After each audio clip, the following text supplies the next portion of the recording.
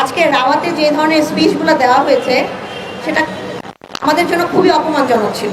হ্যাঁ, এই বর্বরতা কোনো সেনা সদস্য করেনি, সম্পূর্ণটাই তদানীন্তন বিজিবি সদস্য দ্বারা সংঘটিত। Full stop. এখানে কোনো ইফ এবং বাট নাই। তো পিলখানাতে কখনোই সৈনিকরা এভাবে মানে সমস্ত সৈনিক মিলে এই হত্যাকাণ্ড ঘটাতে পারে না। আমি নিজে সবচেয়ে বড় প্রমাণ। হ্যাঁ, আমার রুমে গিয়েছিল হিন্দি ভাষীরা। বিডিআরের আমার হাজব্যান্ডের সাথে আমি 3.5 বছর ছিলাম পিলখানাতে, আমি বিডিআরে। তো আমি কখনো 3.5 বছরে শুনিনি কোনো সৈনিক কোনো সময় হিন্দিতে কথা বলছে। শুধুমাত্র 25 ফেব্রুয়ারিতে শুনেছিলাম 3 জনের মুখে। আর আমার হাজব্যান্ড দরবার হলে থেকে আমাকে ফোনে বলেছিল ইন্ডিয়ান্স, এনএসজি এবং ইন্ডিয়ান্স। তাহলে এখানে কি প্রমাণ হচ্ছে না? আর আমার কোনো স্টেটমেন্ট 9 সালে নেওয়া হয়নি। আর এখন আমি যতগুলো কথাবার্তা বলছি মিডিয়াতে, আমার কথাগুলোকে কাট করা হয়, ঠিক মতো বলতে দেওয়া হয় না। আর আমার হাজব্যান্ডের ডেড বডি যে পাওয়া যায়নি এইটার কথা যেটা বলছি, গতকালকে আমি 2টা সাক্ষাৎকার দেওয়ার জন্য কবরস্থানে গিয়েছিলাম। আমার সেটা এখন পর্যন্ত প্রচার করতে দেওয়া হয়নি আইএসপিআর থেকে। আপনারা কি বুঝতে পারছেন কোথায় বাধাটা? আর আমার ছেলেকে আইএসএসবি থেকে বাদ দেওয়া হয়েছে কারণ মেজর তানভীরের সন্তান সশস্ত্র বাহিনীতে জব করতে, মানে সশস্ত্র বাহিনীতে সার্ভিস করতে পারবে না। কারণ আরেকটা মেজর তানভীর গড়ে উঠুক, সেটা কখনোই বর্তমান সেনাপ্রধান চান না। আমাদের জীবনটা সম্পূর্ণভাবে শেষ করে দেওয়া হচ্ছে। হ্যাঁ, আমাদেরকে আমরা পুরাটাই মানে নিরাপত্তাহীনভাবে মানে আছি। আমার বাসার নিচে সবসময় লোকজন থাকে। আপনারা কি বুঝতে পারছেন যে আমরা কোথায় আছি? আজকে রাওয়ার বক্তব্যই প্রমাণ করে দেয় যে উনি কি ধরনের বাট ইফ, হ্যাঁ, ফুল স্টপ, এটা কোন ধরনের সেনাপ্রধানের কথা হতে পারে? ওরা যখন কলেজ থেকে কোনো ট্যুরে যায়, ওরা ওই সময় 7-8-এ সানগ্লাস ইউজ করতো বাইরে গেলে। ক্যাডেট কলেজে তো এগুলো কখনো করতে পারে না। তো তখন সম্ভবত ও কোনো ফ্রেন্ডের সাথে বা স্যারের সাথে শেয়ার করেছিল যে সানগ্লাস পরতে তার ভালো লাগে, সে জিয়াউর রহমানের এই জিনিসগুলো খুব পছন্দ করে।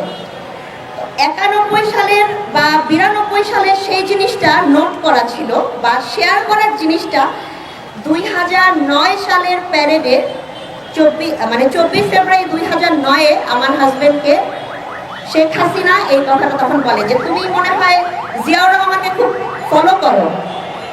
তো এই কথাটা শুনে আমার হাজবেন্ড তখন খুব মানে তৎকালীন প্রধানমন্ত্রীর সামনে খুব ঘাবড়ে যায়।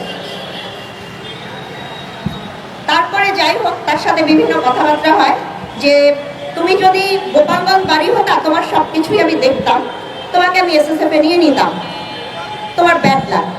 তো মাঝের যে কনভারসেশনগুলো হয় সেই কথাগুলো আসলে খুব একটা শোভনীয় ছিল না। হ্যাঁ, তো এরকম প্রত্যেকটা ফ্যামিলিতে পলিটিক্যাল কেউ আছে কিনা আওয়ামী লীগের, সেই জিনিসগুলো উনি এনশিওর করতে থাকেন।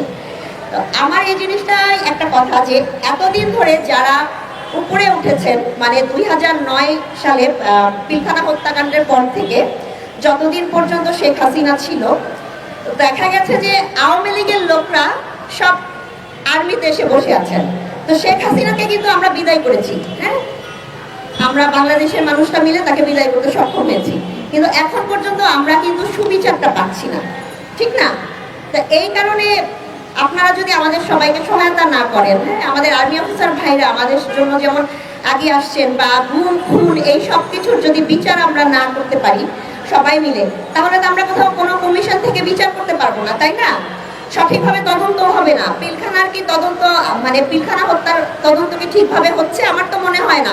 আমি যে হিন্দি ভাষার কথাটা বলছি, এটাকে খুব লাইটলি নেওয়া হচ্ছে। হ্যাঁ, তো এই জন্য পার্সোনালি আমি চাই যে আপনারা আমাদেরকে সহায়তা করেন যেন আমরা সেভাবে আগাতে পারি। আর আমার হাজবেন্ডের ডেড বডিটা কিন্তু এখন পর্যন্ত পাওয়া যায়নি। এটা আমি এতবার বলার পরেও কেউ কিন্তু আর্মি থেকে কেউ কিন্তু আমাকে সহায়তা করছেন না। তো সহায়তা যদি করতো তাহলে আজকের দিনেও কিন্তু এই জিনিসটা বলা হতো যে ডেড বডিটা নাই। ডিএনএ টেস্ট হয়েছে 4 বার, নতুন করে ডিএনএ টেস্টের কোনো দরকার নাই, ঠিক না? আর এটা আমার এই জন্য নতুন করে বলতেও আর ভালো লাগে না। তো এটাই আমার বলার ছিল আর কি। তো দোয়া করবেন আমাদের জন্য। ধন্যবাদ।